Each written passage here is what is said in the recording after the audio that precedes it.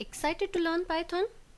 Until you spend hours just figuring out which IDE to use and set up. VS Code, PyCharm, Spider, so many options. And everyone with their own settings, extensions, and configurations. And then you end up with errors like Python not found, pip missing, interpreter not found, and you haven't even written print hello world yet. If that's you, relax. Jupyter Notebook is going to be your escape from all that chaos.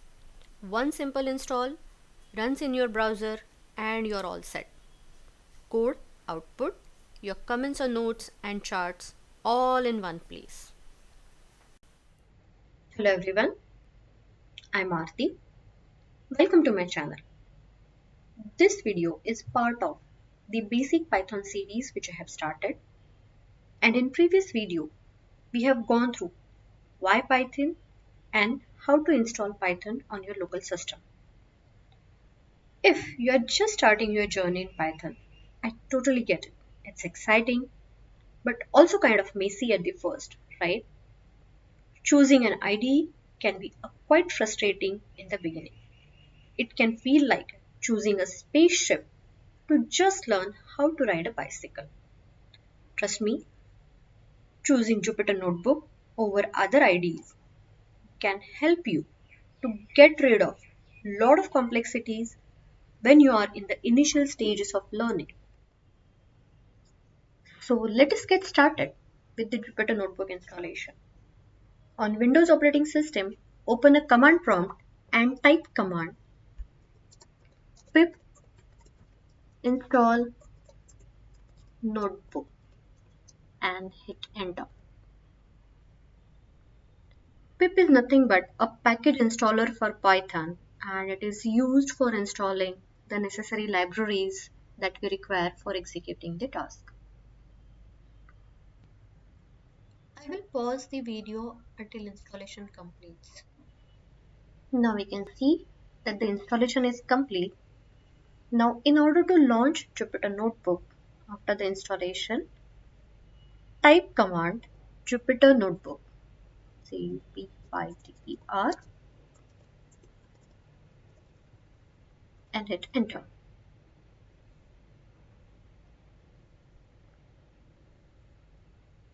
Okay, so it will open a browser window where you will see Jupyter Notebook dashboard. This dashboard will give you access to folders and files within the Jupyter Notebook's startup directory. That's where Jupyter Notebook is installed.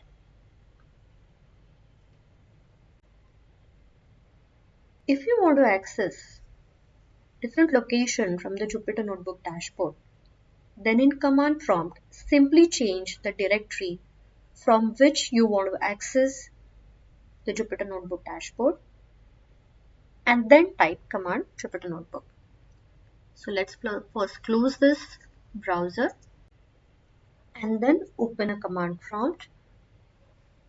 Change the directory where you want to save your work. Here I'm going to refer Jupyter Notebooks and enter, and then type command Jupyter Notebook. Hit enter. So this will open the Jupyter Notebook dashboard in a web browser, and it is going to refer to the folder which you have specified in the command prompt. Now let us try to understand more about this interface. This interface provides you the ability to manage the notebooks. As you can see, here there are no folders because this is an empty folder from where we have opened the Jupyter Notebook. But here we can browse to the folder where you want to create your first notebook. Now let's say we want to create a new folder here. So on the right hand side, click on this new button and let's create a new folder with name basic Python tutorial. Now navigate to this folder. Now we want to create a new notebook here. So again on the right hand side, click on this new button. Click on Python 3 IPY kernel, and here it will open a new notebook in a new tab. So let's first name this notebook as my first Python example and rename this one. Now let us walk through the notebook interface. If we see on top, we have menu bar options like File, Edit, View, Run, Kernel, Settings, and Help. Out of which, File, Edit, View, Help are quite standard menu bar options. For example, under File menu, you will see you have options to create a new notebook, open the existing one, save notebook, save as, save all, rename the notebook or duplicate a notebook, download and save and export into different file formats, and so on. Here you will also see one option which is revert notebook to a checkpoint. So this option gives us the ability to have a version control on the notebooks. If we have made any mistake and we want to revert to the previous version of the notebook, this option is helpful. With run menu, we can choose which cells we want to run, whether we want to run the only selected cell or we want to run the cells above a selected cell or below the selected cells. Then we have a help menu where we can see there are different keyboard shortcuts which we can use during executing a notebook, and there are references to Python, IPython, NumPy, SciPy libraries which is useful for our reference. Now we will go through two important concepts, cell and kernel. In Jupyter Notebook, a cell is a block where you can either write a code or plain text or comments. When you execute a cell which contains code, it gets executed and produces the output. When the cell with text is executed, it just renders the text. In Jupyter Notebook, you can test small chunks of code in the cell and explain what's happening. Markdown cells are useful for the documentation purpose and use markup language for the formatting the text.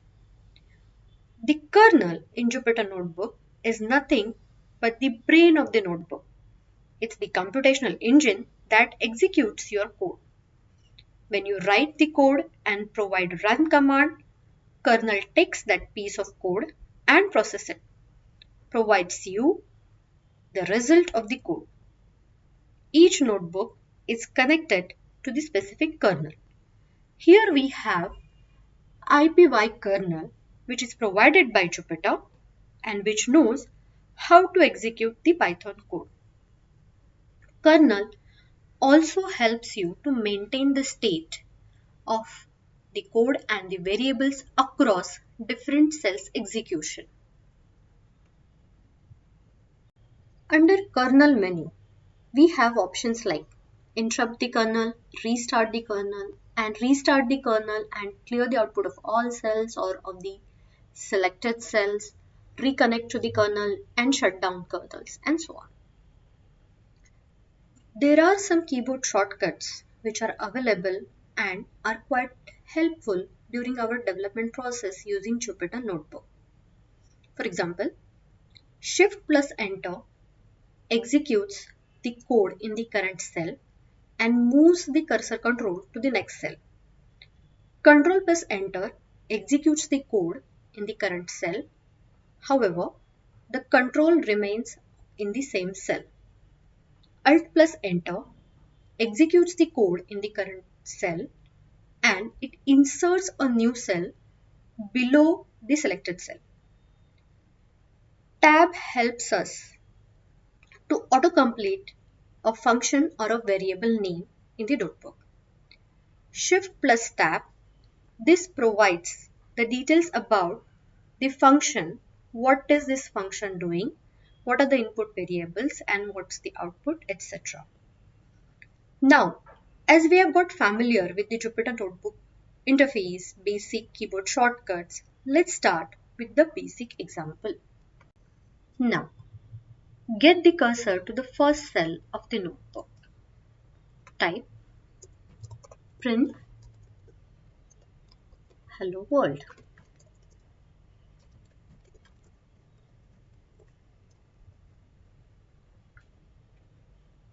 To execute this code, you can either choose to use the run menu, run selected cell, or run icon below the main menu, or the keyboard shortcut shift enter. So now you can see it has printed hello world below the cell. So congratulations for successfully executing your first line of Python code. Now let us try a few more examples. For that, let's first add a new cell below. In next cell, let's say type 2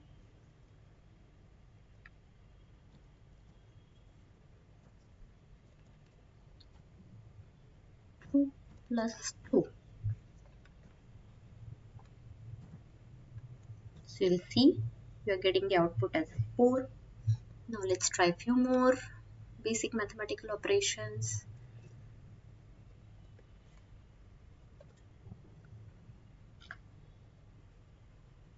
5.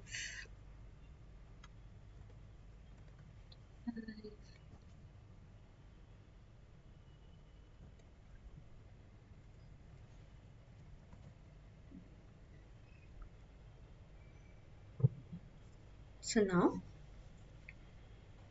let's try to add a markdown cell. So if you see, whenever you are selecting any of this cell, you will see that the type of this cell is a code cell. Okay. If you want to change it to markdown, select a cell for which you want to say which you want to convert it to markdown, and markdown.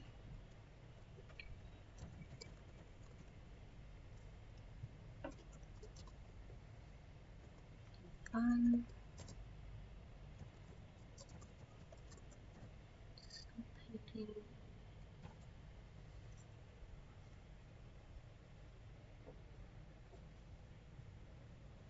So this way you can practice some basic mathematical problems just to get comfortable with the Jupyter Notebook. Also try options like clearing the output of the cell, deleting a cell, interrupting the kernel, restarting the kernel, just to get the hang of the tool. All notebooks are saved automatically at a regular intervals by Jupyter Notebook. However, if you want to save it manually, then you can also do it. In next video, we'll go through different data types in Python. So stick around. Thanks for watching this video. If you found this video helpful, don't forget to like, subscribe, and share it with a friend who is just starting in Python. Post your feedback and questions in comment section. Keep learning. See you in the next one.